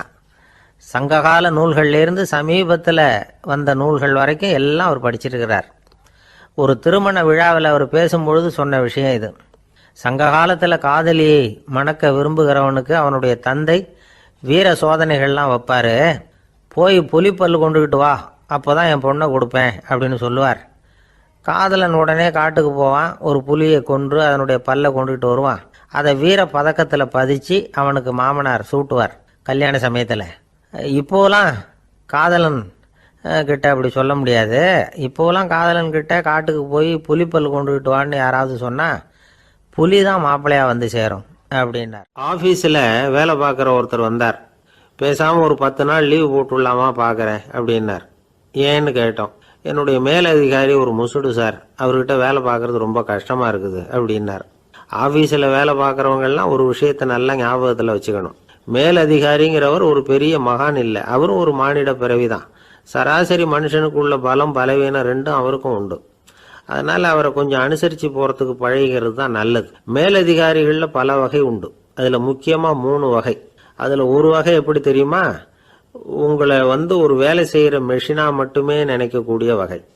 இவங்கெல்லாம் எப்படின்னா, எங்கேயாவது வெளியூர் போயிருந்தா கூட அங்கேருந்து ஃபோன் பண்ணுவாங்க, அந்த வேலை என்னாச்சு, இந்த வேலை என்னாச்சு அப்படின்னு. இவங்களுக்கெல்லாம் உங்கள் நலனை பற்றியோ உங்கள் குடும்பத்தை பற்றியோ அக்கறை இருக்காது. நீங்கள் சொல்கிற யோசனை எதுவும் இவங்ககிட்ட எடுபடாது. கொடுத்த வேலையை பாரு, நீ எனக்கு புத்தி சொல்ல வேணாம் அப்படிம்பாங்க. இவங்களை அனுசரித்து போகிறதுக்கு ஒரே வழி, இவங்க எதை சொன்னாலும் சரின்னு சொல்லிவிட்டு வேலையை கவனிக்க வேண்டியது தான். இவங்ககிட்ட வேற எந்த கேள்வியும் கேட்டுக்கிட்டு இருக்கக்கூடாது. ஆமா சாமி போடுறது கௌரவ குறைச்சல் இல்லை, அது ஒரு அலுவலக சௌகரியம், அவ்வளவுதான். இன்னொரு வகையான மேலதிகாரிகள் எப்படி தெரியுமா? இவங்கெல்லாம் ஆபீஸ் வேலையை பற்றி அதிகமாக கவலைப்பட்டுக்கிட்டு இருக்க மாட்டாங்க. தங்களுடைய சொந்த இமேஜ் பாதிக்கப்படக்கூடாதுங்கிறதுலேயே கவனமாக இருப்பாங்க. இவங்கெல்லாம் அடிக்கடி உங்கள் நலனை விசாரிப்பாங்க. அதே மாதிரி நீங்களும் அவரை விசாரிக்கணும்னு எதிர்பார்ப்பாங்க. இந்த ரக அதிகாரிகளுக்கெல்லாம் புது வருட வாழ்த்து அனுப்பலாம், பிறந்தநாள் வாழ்த்து அனுப்பலாம். அவருக்கு எங்கேயாவது ஒரு பாராட்டு விழா நடந்தால் முதல் வரிசையில் போய் உட்காந்து உங்கள் முகத்தை காட்டலாம். ஆபீஸ் வேலையை மட்டுமே பார்க்குற பணியாளர்கள் இது மாதிரி அதிகாரிகள் கிட்ட நல்ல பேர் வாங்க முடியாது. இன்னொரு வகையான மேலதிகாரிகள் உண்டு. அவங்க எப்படின்னா, ஆபீஸ் வேலையை பற்றியும் கவலைப்பட மாட்டாங்க, தனக்கு கீழே வேலை பார்க்குறவங்கள பற்றியும் கவலைப்பட மாட்டாங்க. எக்காரணம் கொண்டும் தன்னுடைய பொசிஷனுக்கு ஆபத்து வந்துடக்கூடாதுன்னே நினைக்கக்கூடியவங்க இவங்க. இவங்களால கடுமையான வேலை செய்யவும் முடியாது, தீர்மானிக்கவும் முடியாது. எந்த முடிவையும் எடுக்காம அப்படியே தள்ளி போட்டுக்கிட்டே போடுவாங்க எல்லாத்தையும். இதனால என்ன ஆகும்னா, இவருக்கு கீழே வேலை பார்க்குற உங்களுக்கு பொறுப்பு அதிகமாயிடும். இவங்க கிட்ட போய் பிரச்சனையை மட்டும் சொல்லி பிரயோஜனம் இல்லை, அதுக்கான முடிவுகளை நீங்களே சொல்லணும். அப்போதான் இது மாதிரி அதிகாரிகள் கிட்ட நல்ல பேர் வாங்கலாம். அட்லீஸ்ட் கெட்ட பேர் வாங்காமலாவது காலம் தள்ளலாம். ஆபீஸில் வேலை பார்க்குறவங்க முக்கியமாக சில விஷயங்களை ஞாபகத்தில் வச்சுக்கணும். ஆபீஸில் நடக்கிற நல்லது கெட்டது எதுவாக இருந்தாலும் உடனடியாக மேலதிகாரிகிட்ட தெரிவிக்கிறது நல்லது. 3வது மனிதர் மூலமாக அதை அவர் தெரிஞ்சுக்கிறது அவ்வளவு நல்லதில்லை. எந்த மேலதிகாரியுமே தான் இந்த சர்பாஸ் செய்யப்படுறத விரும்புறதில்லை. அதனால் அவருக்கு தெரியாமல் மேலிடத்துக்கு மணி எழுதி போடக்கூடாது. அப்படி எழுதி போடுறவங்க சில பேர் இருக்கிறாங்க. நீங்களும் உங்கள் மேலதிகாரியும் தொழில் ரீதியாக ஒரே படிப்பு படித்தவராக இருக்கலாம். அப்படி இருந்ததுன்னா அட்ஜஸ்ட் பண்ணி போகிறது கொஞ்சம் கஷ்டம்தான். இதை மனசில் வச்சுக்கிட்டு நடந்துக்கணும். உங்களுக்கும் அவருக்கும் அபிப்பிராய பேதமா, அது அவருக்கும் உங்களுக்கும் உள்ள தனிப்பட்ட பிரச்சனை. அதை விளம்பரப்படுத்திக்கிட்டு இருக்கக்கூடாது, அது அவருடைய கோபத்தை கிளறும். உங்கள் மேலதிகாரி உங்கள் கூட படித்தவராக இருக்கலாம், அதுக்காக அவரை எல்லாருக்கும் முன்னாடி அடைய கிச்சாமி எப்படா இருக்க அப்படின்லாம் கேட்டுக்கிட்டு இருக்கக்கூடாது. பொதுவாக யாரும் அதை விரும்புறதில்லை. இவ்வளவையும் உங்கள் மனசில் வச்சுக்கிட்டு கொஞ்சம் சாமர்த்தியமாக நடந்துக்கிட்டீங்கன்னா ஆஃபீஸ் உங்களுக்கு அவஸ்தையாக இருக்காது, ஆனந்தமாக இருக்கும். ஒரு மேலதிகாரி தன்கிட்ட வேலை பார்க்குற ஒருத்தரை பற்றி ரொம்ப பெருமையாக சொன்னாராம். எங்கள் ஆஃபீஸில் எவ்வளவோ பேர் வேலை பார்க்குறாங்க, எல்லாரும் தினமும் ஏதாவது பிரச்சனைகளை சொல்லிகிட்டு இருப்பாங்க. ஆனால் இவர் ஒருத்தர் மட்டும்தான் இது வரைக்கும் என்கிட்ட எந்த பிரச்சனையும் சொன்னதே இல்லை. அவர் பாட்டுக்கு வருவார், வேலை பார்ப்பார், போயிடுவார் அப்படின்னாராம். நான் உடனே அவ்வளவு பெருமைக்குரிய அந்த ஊழியரை பார்த்து கேட்டேன், ஏன்பா உன்னுடைய மேலதிகாரிகிட்ட நீ எந்த பிரச்சனையும் கொண்டுகிட்டு போகிறதே இல்லையாமே அப்படின்னு கேட்டேன். அதுக்கு அவர் சொல்கிறாரு, ஆமாங்க, அது ஏன்னா அவரால் எந்த பிரச்சனையுமே தீர்க்க முடியாதுங்கிறது எனக்கு நல்லா தெரியும், அதனால் அப்படி செய்கிறேன், வேற ஒன்றும் இல்லை அப்படின்னார் ரொம்ப பொறுமையாக. குடும்பத்தில் அப்படிலாம் இருந்து சமாளிக்கிறாங்க. குடும்பத்தில் ஒருத்தர் அனுசரிப்பு தன்மைங்கிறது ரொம்ப அவசியம். கணவன் மனைவின்னா அனுசரித்து போகணும்னு சொல்லுவாங்க. அதாவது ஒரு கணவன் அதுக்காக தான் அந்த காலத்துலலாம் ஒரு வீட்டுக்கு மாப்பிள்ளை தேடுறதுங்கிறது ஒரு பெரிய குடும்பத்தை நிர்வகிக்கிற அளவுக்கு ஒரு கணவனாக வரக்கூடிய எப்படி இருக்கணும் அப்படின்னா, அந்த காலத்தில் புலி வேட்டைக்கு போகணும். ஒரு பொண்ணுக்கு மாப்பிள்ளை தேடுறதுன்னா நம்ம தமிழ் பழக்கம் என்னென்னா, காட்டுக்கு போய் ஒரு புலியை வேட்டையாடிட்டு வரணும். அந்த புலி பல்லு அல்லது நகத்தை கொண்டுட்டு வரணும் அந்த இளைஞன். அதை வீட்டில் கொடுப்பான், அதை தான் கட்டி அதை இதாக கட்டுவாங்க, மாலையாக போடுவாங்க, தாலியாக கட்டுவாங்க. அதாவது வீரம் இருக்கா பையனுக்குன்னு பார்ப்பாங்க. ஒரு பொண்ணு வேணும்னா நீ முதல்ல வீட்டுக்கு பொண்ணு கேட்க போகக்கூடாது, காட்டுக்கு போகணும், போய் புளியை கொண்டு வா, அதுக்கப்புறம் தான் உனக்கு பொண்ணு அப்படின்னு சொல்லுவாங்க. இப்போவெல்லாம் ஏன் போகிறது இல்லைன்னா, இப்போலாம் ஒருத்தனை காட்டுக்கு போய் புலிப்பல் கொண்டு வான்னா புலி தான் மாப்பிள்ளையாக வரும். அதனால தான் இப்போ போகிறதில்ல யாரும் காட்டுக்கு. அப்போ பெண்களும் ரொம்ப வீரமாக இருந்தாங்க. பெண்கள் மூலம் அந்த காலத்தில் எப்படின்னா, முறத்தாலேயே புலியை துரத்துவாங்களாம். நம்ம பழைய பாட்டிலெல்லாம் பார்த்துருப்பீங்க, முறத்தால் புலியை விரட்டினாங்கன்னு வரும் பழைய பாட்டு. அந்த அளவுக்கு பெண்களுக்கு வீரம். இப்போ கல்யாணம் ஆகி இந்த காலத்தில் ஒரு கணவனை விரட்டிட்டு வந்தாங்களாம் முறத்தை எடுத்துக்கிட்டு. ஒரு மனைவி அவன் பயந்துட்டு வெளில ஓடி வரான், பின்னாடி முறத்தை எடுத்துகிட்டு அந்த அம்மா ஓடி வருது. இவனை தனியாக பிடிச்சி கொண்டு போய், என்னப்பா இந்த மனைவிட்டு இப்படி பயந்து ஓடி வரையே, முறத்தால் துரத்துறா இப்படி வரையே அப்படின்னு தான் அவன் அப்படியே தடுமாறிட்டு, அதெல்லாம் ஒன்றும் இல்லை, அவன் என்னை புலியாக நினைக்கிறா அப்படின்னு ஒரு பெருமையாக சொல்லிட்டானான். அந்த காலத்தில் புலியை தான் முறத்தால் விரட்டினாங்க, இப்போ புருஷனை விரட்டுறாங்க அப்படின்னு சொல்லி. அப்படி அந்த காலத்தில் கணவனுக்கு ஒரு குடும்பத்தை நிர்வகிக்கிற திறமை இருக்கா, உடல் வலிமை தான் முக்கியம். இப்போ கூட மதுரை பக்கத்தில் ஐயாவுக்கு தெரியும், அந்த இளவட்டக்கல்லுன்னு ஒரு ஊர் எல்லையில் கிடக்கும். ஊர் எல்லையில் ஒரு பெரிய கல் கிடக்கும். அந்த ஊருக்கு பொண்ணு கேட்க போகிறவங்க அந்த கல்லை தலைக்கு மேலே தூக்கி காட்டணும், அப்படியே தூக்கி தலைக்கு மேலே வசதி கீழே போடணும். அந்த வலு இருந்தால் தான் நீங்கள் அந்த ஊருக்குள்ளேயே போகலாம், பொண்ணு கேட்குறதுக்கு போகலாம். இல்லைன்னா நீ திரும்பி போக வேண்டியதான். அந்த வலிமை இருக்கா மாப்பிள்ளைன்னு பார்க்குறாங்க. இளவட்டக்கல்லுன்னு பேர். அப்போ என்ன பண்ணாங்கன்னா, ஒரு 1000 வருஷத்துக்கு முன்னாடி அந்த கல்லை தலைக்கு மேலே தூக்கி கீழே போடுவாங்களாம். ஒரு 500 வருஷத்துக்கு முன்னாடி அப்படி கொஞ்சம் தூரம் இடுப்பு அளவுக்கு தூக்கி கீழே போட்டுக்கிட்டு இருந்துருக்குறாங்க. அதுக்கப்புறம் ஒரு 100 வருஷத்துக்கு முன்னாடியெல்லாம் அப்படி முழங்கால் அளவுக்கு அப்படி தூக்கி போட்டால் போகிறோம்னு வச்சுருந்தாங்களாம். இப்போ நான் அந்த ஊருக்கு என் கூட பழனிசாமின்னு ஒருத்தர் இருக்கார். அவர் போய், உனக்கு எப்படிப்பா இந்த ஊரில் கல்யாணம் ஆச்சு அப்படின்னா, இப்போலாம் நாங்கள் தொட்டு கும்பிட்டா போகிறோம், அதை அசைக்கிறது கூட இல்லை. அப்படி ஆகிட்டுது. ஒரு குடும்பத்தை கணவனாக வரப்போகிறவனுக்கான தகுதி அந்த காலத்தில் அப்படி இருந்துதான். அப்படி கணவன் தேர்ந்தெடுக்கிறது, குடும்ப தலைவனை தேர்ந்தெடுக்கிறது ஒரு பெரிய காரியம். ஒரு பெரிய செல்வந்தர் போட்டி வச்சாராம், ஒரு நீச்சல் குளம், அதில் யார் வேணாலும் குதித்து அந்த பக்கம் போய் கரையேறலாம். அந்த நீச்சல் குளத்தில் விஷப்பாம்புலாம் கிடக்கு. யார் துணிஞ்சி அந்த விஷப்பாம்பு இருக்கிற குளத்தில் குதித்து அந்த பக்கம் போய் கரையேறானோ அவனுக்கு ஒரு 100 ஏக்கர் நிலம் கொடுப்பேன், அது வேண்டான்னா ஒரு 1000 ஆடு கொடுப்பேன், அதுவும் வேண்டான்னா என் பொண்ணை கொடுப்பேன் அப்படின்னு போட்டி வச்சார். அதான் மாப்பிள்ளையை தேர்ந்தெடுக்கிறதுக்கு அவர் ஒரு வழி, நீச்சல் குளத்தில் குதித்து கரையேறணும். இப்போ அந்த ஊரில் இருக்கிற இளைஞர்கள்லாம் பார்க்குறாங்க அந்த குளத்தில் குதிக்கணும்னு. ஆனால் குளத்தில் வெறும் விஷப்பாம்புலாம் கிடக்கு. இது என்ன பண்ணுறதுன்னு பார்த்தா யாருமே குதிக்கிறதுக்கு தைரியம் வரல. திடீர்னு ஒருத்தன் துணிஞ்சு குதித்தான், படபடன்னு அடிச்சுட்டு போய் அந்த பக்கம் கரையேறிட்டான். கரையேறின உடனே பரவாயில்லையே ஒரு ஆள் வந்துட்டான்னு சொல்லி அவனை அந்த இளைஞனை போய் பிடிச்சிட்டு வந்தாங்க. அந்த பெரியவர் கேட்டார், ஏப்பா இவ்வளவு பெரிய விஷப்பாம்பெல்லாம் கிடக்கிற நீச்சல் குளத்தில் நீ துணிஞ்சு குதித்து கரையேறி இருக்கிற, உனக்கு என்ன 1000 ஏக்கர் நிலம் கொடுத்துருவா, 100 ஏக்கர் நிலம் கொடுக்குவா சொல்கிறப்படி அப்படின்னா, வேண்டாம் சார்ன்றிருக்கான். ஓஹோ அப்படின்னா ஒரு 1000 ஆடு வேணுமா உனக்கு அப்படின்னா, அதுவும் வேண்டாம் சார். ஓ அப்படின்னா என் பொண்ணு வேணுமா அப்படின்னா அதுவும் வேண்டாம் சாருங்கிறான். அப்புறம் எதுக்குடா குதிச்சுன்ட்டு என்ன உனக்கு என்ன தான் வேணும் அப்படின்னு கேட்டிருக்காரு. என்னை எவன் பிடிச்சி தள்ளி விட்டவன்னு தெரியணும் அப்படின்ட்டுருக்கான். அதுக்காக அவன் பார்த்துருக்கான். அப்படி இருந்தால் தான் துணிச்சல் வரும் இந்த காலத்தில். எதுக்கு இவ்வளவு சங்கடம்லாம் வச்சாங்கன்னா, ஒரு குடும்பத்துக்கு தலைவராக வர வேண்டிய ஒரு ஆள், கணவனாக இருக்க வேண்டியவனுக்கு துணிச்சல் இருக்கா, தைரியம் இருக்கா அப்படிங்கிறது பார்க்கறதுக்காக இப்படிப்பட்ட தேர்வு முறைகள்லாம் வச்சுருந்தாங்க அந்த காலத்துலலாம். இப்போலாம் கல்யாணம் பண்ணுறது ஆளுக்கு நேரில் பார்க்காமலே கூட கல்யாணம் நடக்குது இன்டர்நெட்டில். இப்போ சர்டிஃபிகேட் கேட்குறாங்க, நோய் நொடி இல்லாமல் இருக்காரா பார். காட்டுக்கெலாம் போக வேண்டாம், நேராக ஆஸ்பத்திரிக்கு போய் ஒரு சர்டிஃபிகேட் வாங்கிட்டு வா, உனக்கு ஒன்றும் வியாதி இல்லைன்னு ப்ரூவ் பண்ணு, அதுக்கப்புறம் பார்த்துக்கலாம், மற்றதை பேசுவோம் அப்படின்னு சொல்லி அப்படி இருக்குது நிலைமை. அதனால் குடும்பத்தில் அந்த கணவனாக இருக்கிற வேண்டியவனுக்கு பொறுப்பு அதிகம். ஏன்னா எல்லாத்தையும் அனுசரித்து போக வேண்டியதாக வந்தான். ஒரு பெரிய சிந்தனையாளர் இருந்தார். அவர் ரஷ்யாவில் இருந்தார். நிறைய புத்தகங்கள் எழுதியிருக்கிறார். அவர் பேரு ஓஸ்பென்ஸ்கி. உலகின் மிகச்சிறந்த 3 புத்தகங்கள்ல ஒண்ணு இவர் எழுதியிருக்கிறார் அப்படின்னு கூட சொல்றது உண்டு. அப்பேற்பட்ட எழுத்தாளர். அந்த காலத்துல குருஜீஃப் அப்படின்னு சொல்லி ஒரு பெரியவர் இருந்தார். ரொம்ப எளிமையான வாழ்க்கை வாழ்ந்துகிட்டு இருந்தவர். இவரை தேடி அந்த எழுத்தாளர் வந்தார். ஐயா, உங்ககிட்ட சில கேள்விகள் கேட்டு விளக்கம் பெறலாம்னு வந்திருக்கிறேன்னார். உடனே அந்த பெரியவர் என்ன செஞ்சார் தெரியுமா? ஒரு வெற்று காகிதத்தை எடுத்தார், அவர்கிட்ட கொடுத்தார். இந்தாங்க, இதை வச்சுங்க, நாம 2 பேரும் பேசுறதுக்கு முந்தி நீங்க ஒரு காரியம் பண்ணணும்னார். என்ன செய்யணும்னு சொல்லுங்கன்னார் அவரு. இந்த காகிதத்துல உங்களுக்கு தெரிஞ்சதெல்லாம் என்ன, தெரியாததெல்லாம் என்ன அப்படிங்கிற பட்டியலை எழுதிட்டு வாங்க.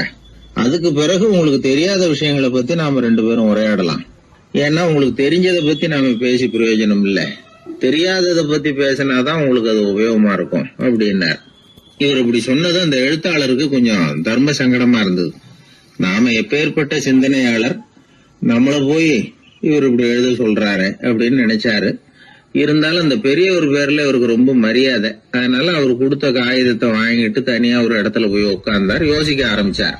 முதல்ல யோசிச்சார், கடவுளை எனக்கு தெரியுமா அப்படின்னு.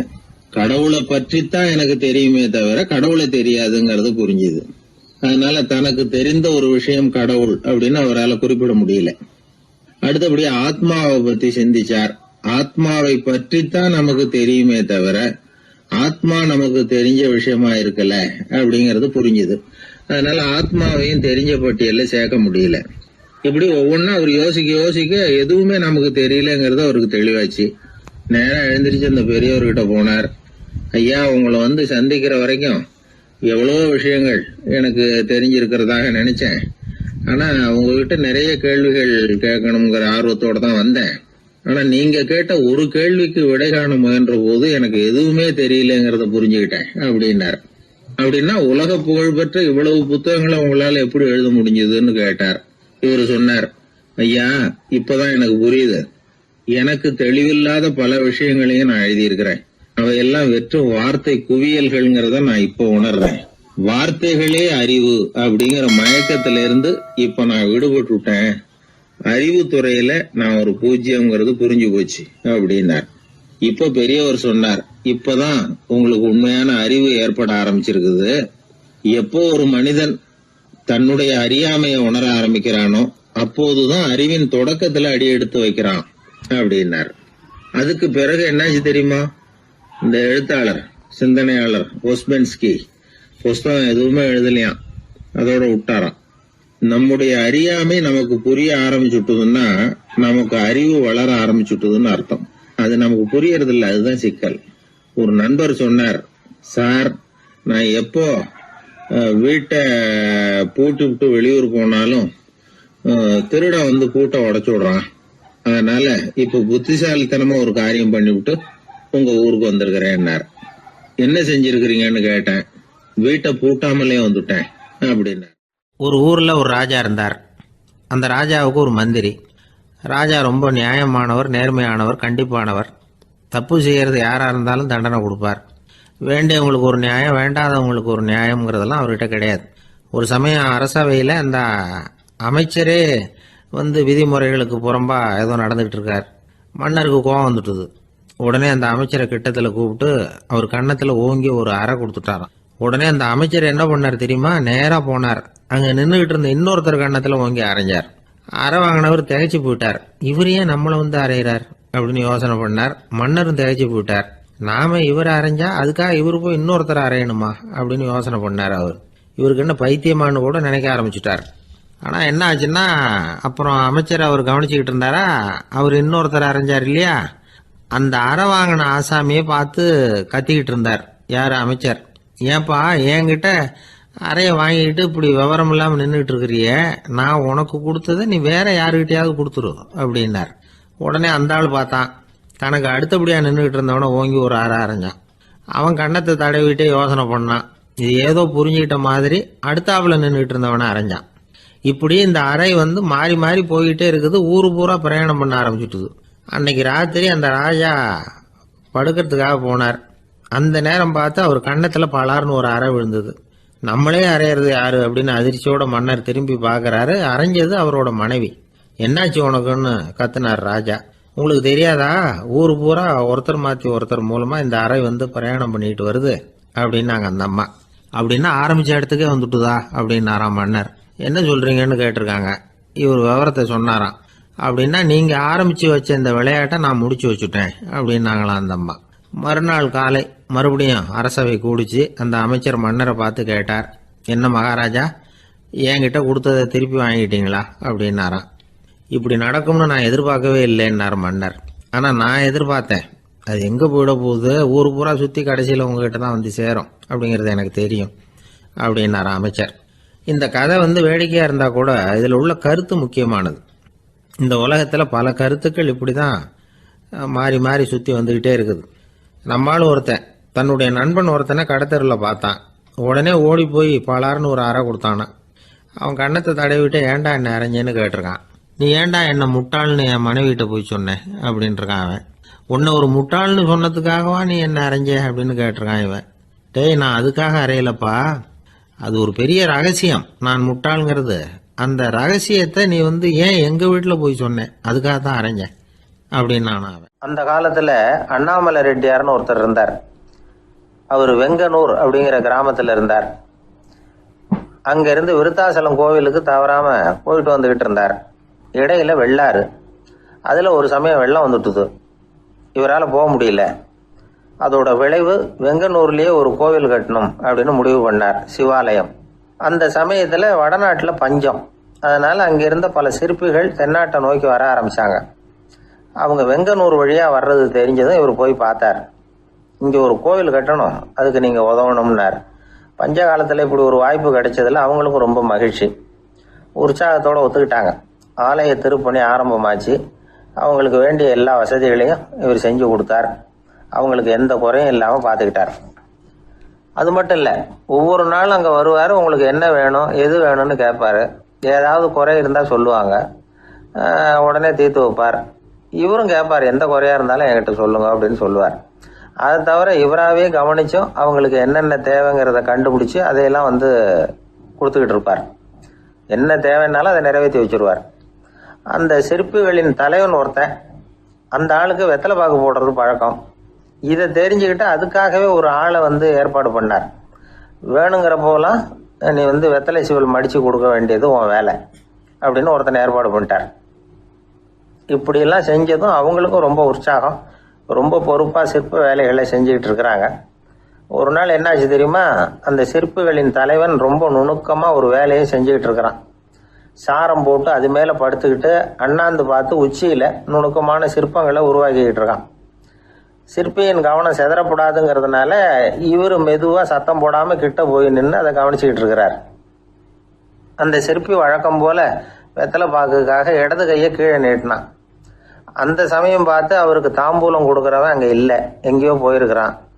அண்ணாமலை ரெட்டியார் என்ன பண்ணார் தெரியுமா, தனக்காக கொடுக்கப்பட்ட தாம்பூலத்தை வாங்கி சிற்பியின் கையில் கொடுக்குறார். அவன் வாங்கி போட்டுக்கிட்டான். இது என்ன இன்னைக்கு வெத்தலை சீவல் வேறு மாதிரி இருக்குது, வாசனை தாம்பூலமாக இருக்குது அப்படின்னு யோசனை பண்ணிட்டு கீழே திரும்பி பார்க்குறார். பார்த்தா ரெட்டியார் மறுபடியும் சிற்பி கை நீட்டும் பொழுது கொடுக்கறதுக்காக தாம்பூலத்தை மடித்து வாங்கி வச்சுக்கிட்டு தயாராக நிற்கிறார். சிற்பிக்கு அதிர்ச்சி. உடனே பொத்துன்னு கீழே குதிச்சான். ஐயா, என்ன இது நீங்களா அப்படின்னா.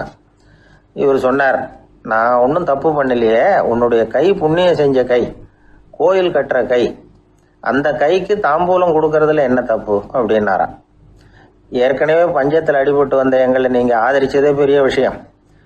இந்த செயல் என்னை ஒரு பெரிய கடனாளி ஆகிவிட்டது.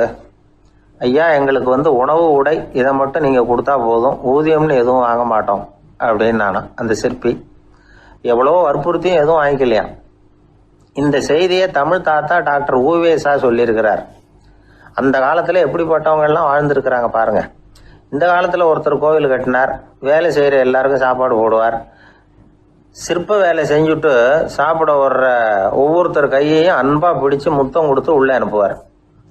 அந்த கைகளுக்கு நீங்கள் கொடுக்குற மரியாதையா அது அப்படின்னு கேட்டாங்க.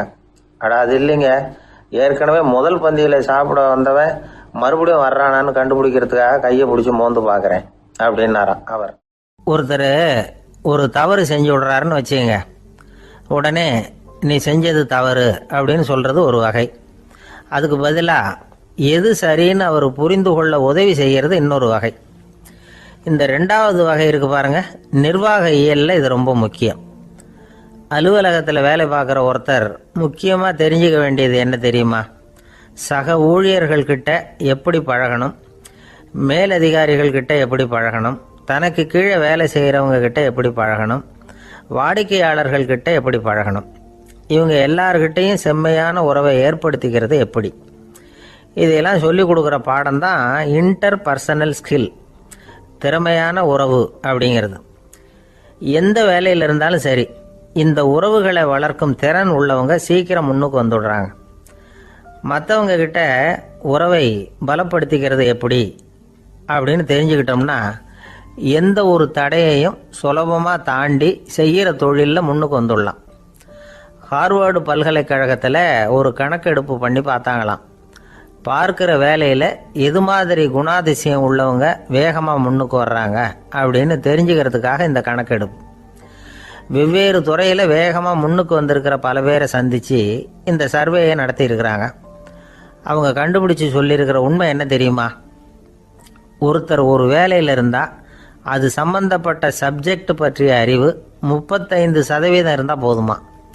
ஆனால் உறவுகளை வளர்க்கக்கூடிய திறன், இன்டர் பர்சனல் ஸ்கில்லு 65% வேணும். இப்படி உள்ளவங்க சீக்கிரம் முன்னுக்கு வந்துடுறாங்களாம். அதனால் ஒருத்தருக்கு வேலை சரியாக புரியலைன்னா கூட விவரமாக மற்றவங்க கிட்ட பழகிறது எப்படின்னு புரிஞ்சால் போதும், அவர் முன்னுக்கு வந்துடலாம். அலுவலகங்களில் மட்டும் இல்லை, எல்லா இடங்கள்லையும் இது ரொம்ப முக்கியம். வீட்டுக்குள்ளேயும் இது ரொம்ப முக்கியம், வீட்டுக்கு வெளியேயும் இது முக்கியம். அடுத்தவங்க கிட்ட பழகிறது எப்படிங்கிறத தெரிஞ்சிக்காதவன் வாழ்க்கையில் முன்னேற முடியாது. இன்னைக்கு ஆயுதங்களால் காயப்படுத்தி கொள்ளுகிறவர்களை விட வார்த்தைகளால் காயப்படுத்தி கொள்ளுகிறவர்கள் தான் அதிகம். பெரியவங்க என்ன சொல்கிறாங்க தெரியுமா? நீங்கள் இந்த பூமியில் பிறந்ததன் அர்த்தம் பூர்த்தி ஆகணும்னா அடுத்தவங்களுக்கு உதவி பண்ணுங்க. அடுத்தவங்களுக்கு உதவி செய்ய முடியாவிட்டால் கூட பரவாயில்லை, ஆனால் யாரையும் புண்படுத்தி விடாதீங்க அப்படின்னு சொல்கிறாங்க. எனக்கு தெரிஞ்ச ஒருத்தர் ஒரு அலுவலகத்தில் வேலை பார்க்குறார்.